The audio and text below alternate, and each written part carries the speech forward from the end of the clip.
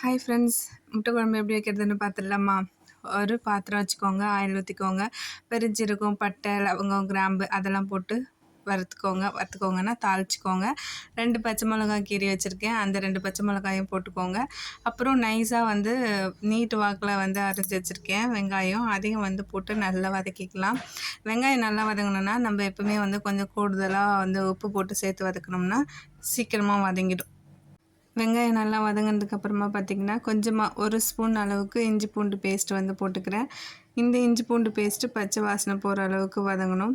இது நல்லா பச்சை வாசனை போனதுக்கப்புறமா நம்ம கட் பண்ணி வச்சுருக்க தக்காளியை சேர்த்துக்கலாம். அதையும் நல்லா வதங்கட்டும். அது நல்லா வதங்கினதுக்கப்புறமா இது கூட கொஞ்சமாக மஞ்சத்தூள் சேர்த்துக்கிறேன்.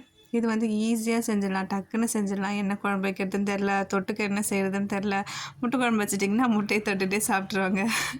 மஞ்சத்தூள் போட்டு வதக்கியாச்சு. தனி மிளகாத்தூள் கொஞ்சமாக போட்டுக்கிறேன், கரம் மசாலா கொஞ்சம் போட்டுக்கிறேன். அப்புறம் வீட்டு மிளகாத்தூள் நம்ம அரைப்போம்ல ரெகுலராக, அந்த மிளகாத்தூள் 1 ஸ்பூன் போட்டுக்கிறேன்.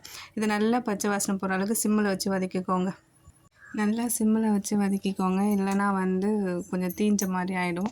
இது நல்லா கொஞ்சம் எண்ணெய் பிரிஞ்சு வர அளவுக்கு இருந்துச்சுன்னா ஹாட் வாட்டர் ஊற்றிக்கோங்க. சுடு தண்ணி, பச்சை தண்ணி சேர்க்க வேண்டாம், சுடு தண்ணி ஊற்றிக்கோங்க. சரியா? இது சுடு தண்ணி ஊற்றிட்டு காரம் உப்புலாம் கரெக்டாக இருக்கான்னு ஒரு வாட்டி கலந்து விட்டு செக் பண்ணிக்கோங்க. நெக்ஸ்ட்டு பார்த்திங்கன்னா இந்த குழம்பு கொதிக்கிறதுக்குள்ளே ஒரு 10 பல் முந்திரி பருப்பு, அப்புறம் ஒரு மூடி தேங்காய் திருவி வச்சுருக்கேன். இது நைஸாக பேஸ்ட் மாதிரி அரைச்சி எடுத்துகிட்டு வந்துடுங்க. இப்போ குழம்பு கொதிக்க ஆரம்பிச்சிருச்சு. இப்போ நம்ம அரைச்சி வச்ச தேங்காய் விழுதை அதில் ஊற்றிக்கலாம். இதை ஊற்றி நல்லா கிண்டி விட்டுருங்க. இது ஒரு 5 நிமிஷம் போல் கொதிக்கட்டும். இப்போது குழம்பு கொதிக்க ஆரம்பிச்சிருச்சு. நம்ம முட்டை உடச்சி ஊற்றிக்கலாம்.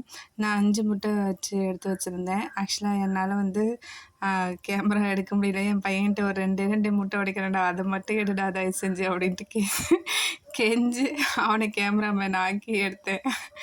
ஆக்சுவலாக முட்டை குழம்பு ரெடி. ஓகேவா? என்கிட்ட புதினா கொத்தமல்லியில் நான் சிம்பிளாக அப்படியே வச்சுட்டேன். நீங்கள் இருந்துச்சுன்னா போட்டு சர்வ் பண்ணிக்கோங்க, செம வாசனையாக இருக்கும். இந்த வீடியோ உங்களுக்கு பிடிச்சிருந்தா லைக் பண்ணுங்கள், ஷேர் பண்ணுங்கள், மறக்காமல் சப்ஸ்கிரைப் பண்ணுங்கள். முட்டையை உடச்சி ஊற்றிட்டு முக்கியமாக கிண்டி விடாதீங்க. சிம்மில் வச்சு முட்டையை உடச்சி ஊற்றுங்க. மூடி வச்சு ஒரு 5 நிமிஷம் போல் வெயிட் பண்ணுங்கள். அதுக்கப்புறம் வெந்ததுக்கப்புறமா நீங்கள் எடுத்து பார்த்தீங்கன்னா அப்படி கொஞ்சம் முழுசாக இருக்கும். Okay, thank you. சாதம், இட்லி, தோசை எல்லாத்துக்கும் செட் ஆகும். சிம்பிளாக செஞ்சிடலாம். பை.